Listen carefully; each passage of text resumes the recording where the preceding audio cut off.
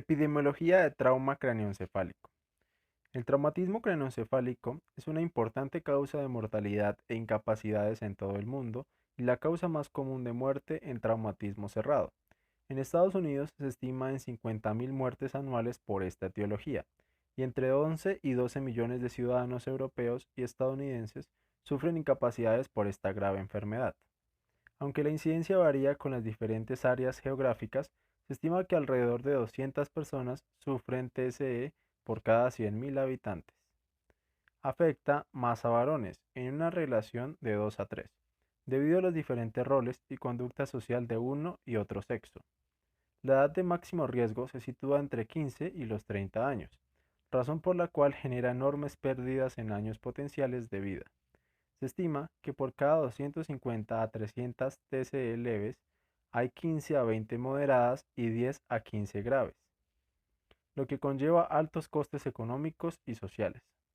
En nuestro medio, la causa más frecuente son los accidentes de tráfico, seguido de las caídas de diferentes alturas. Estos pacientes suelen tener lesiones múltiples, lo que hace complejo manejarlos, además de por los problemas de diagnósticos y organizativos, fundamentalmente por la competencia de prioridades, ya que tratamientos adecuados para un cuadro pueden ser perjudiciales para.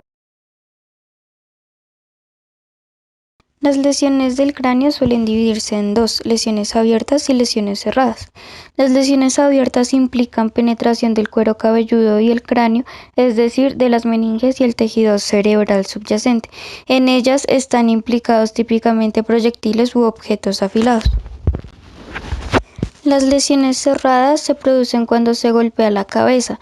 Esta impacta contra un objeto o es agitada de forma violenta, con la consiguiente aceleración y desaceleración rápida, que puede afectar los tejidos del cerebro. Los lóbulos frontales y temporales muestran una vulnerabilidad especial en este tipo de lesión. Las causas del traumatismo craneoencefálico pueden ser por contacto directo, como agresiones, caídas, golpes, accidentes deportivos, etc., o por inercia, como los accidentes de tráfico. Las fuerzas por contacto directo o estáticas suelen provocar lesiones focales. Entre las lesiones focales más frecuentes se encuentran el hematoma subdural. Este es una colección de sangre localizada por debajo de la dura madre, que es una de las capas que envuelve el cerebro. En muchos casos el sangrado es de origen venoso y por tanto de crecimiento lento. Estos hematomas deben vigilarse, pues suelen provocar síntomas a medida que aumenta de tamaño. El hematoma epidural, que es la colección de sangre por encima de la dura madre. En muchos casos el sangrado es de origen arterial y por tanto de crecimiento rápido. El paciente puede presentar un periodo de síntomas tras el traumatismo y al cabo de horas desarrollar una serie de síntomas de alarma como náuseas, vómito, cefalea, desorientación, acompañados en algunos casos de síntomas localizadores como la debilidad hemicorporal o una dilatación pupilar. La hemorragia subaracnoidea, que es la colección de sangre en el espacio subaracnoideo. La afectación cerebral provocada por las fuerzas implicadas en un traumatismo craneoencefálico son muy variadas, lo que explica la amplia heterogeneidad clínica que presentan estos pacientes. A efectos didácticos se distingue entre daño cerebral primario, secundario y terciario. El daño primario está directamente relacionado con el mecanismo y la energía desarrollada en el traumatismo. Pueden ser lesiones óseas por desgarro y retracción de los axones, daños de los tejidos, lesión celular y las alteraciones vasculares provocados por este traumatismo. El daño cerebral secundario y terciario puede producirse como consecuencia del efecto de lesiones externas al parénquima cerebral, como las hemorragias subdurales y epidurales, que provocan un aumento de la presión intracraneal, como consecuencia de alteraciones intracerebrales como la presencia de crisis epilépticas precoces o edemas intracerebrales. Complicaciones sistémicas que pueden ocurrir en el trauma cráneoencefálico, como el descenso de la tensión arterial, el descenso de la oxigenación o el aumento de temperatura, entre otros. La disfunción cerebral provocada por las lesiones focales vienen determinadas por su extensión y localización. Estas lesiones afectan fundamentalmente a la conectividad entre áreas cerebrales y son responsables de síntomas como los problemas de atención y concentración o la disminución en velocidad de procesamiento de la información, entre otros. Respecto al mecanismo de lesión, cuando choca alcanza la bóveda en el punto cualquiera, se observa que el contacto de la soma se deprime sin que ninguna fractura pueda alcanzar hasta 1 centímetro de profundidad. Cuando se traspasa el límite de elasticidad, la pared craneal se rompe. Primero se la tabla interna y después la externa.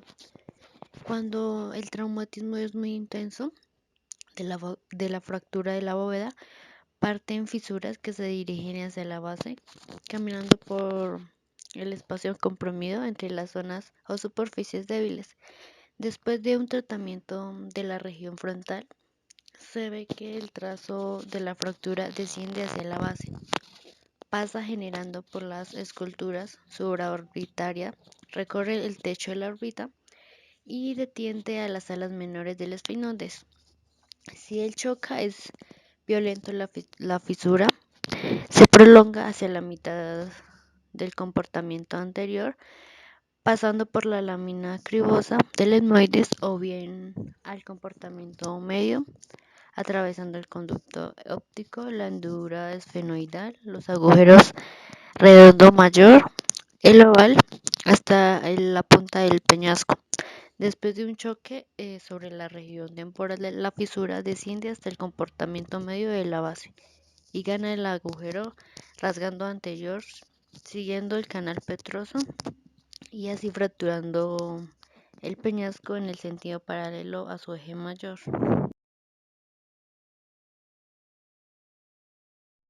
El trauma cráneoencefálico es un proceso dinámico. Esto implica que el daño es progresivo. Se produce daño por lesión primaria inmediatamente tras el impacto debido a su efecto biomecánico. En relación con el mecanismo y la energía transferida se produce lesión celular, desgarro y retracción axonal y alteraciones vasculares. Depende de la magnitud de las fuerzas generadas, su dirección y lugar de impacto. Hay lesiones focales como la contusión cerebral en relación con fuerzas inerciales directamente dirigidas al cerebro y lesiones difusas como la lesión axonal difusa en relación con fuerzas de estiramiento, cizallamiento y rotación. La lesión cerebral secundaria se debe a una serie de procesos metabólicos, moleculares, inflamatorios e incluso vasculares, iniciados en el momento del traumatismo que actúan sinérgicamente. Se activan cascadas fisiopatológicas como el incremento de la liberación de aminoácidos excitotóxicos, fundamentalmente glutamato, que a través de la activación de receptores MNDA, AMPA, alteran la permeabilidad de membrana, aumentando el agua intracelular, liberando potasio al exterior y produciendo la entrada masiva de calcio en la célula. Además de la lesión primaria y el daño secundario, se alteran los mecanismos fisiológicos de protección, motivo por el cual hay un periodo de alta vulnerabilidad cerebral. Durante este periodo, una segunda agresión causaría mayor daño secundario. El desacoplamiento, flujo-consumo y la alteración de la autorregulación son dos mecanismos implicados en el aumento de la vulnerabilidad. Puede estar en relación con fallo energético, mayor producción de radicales libres,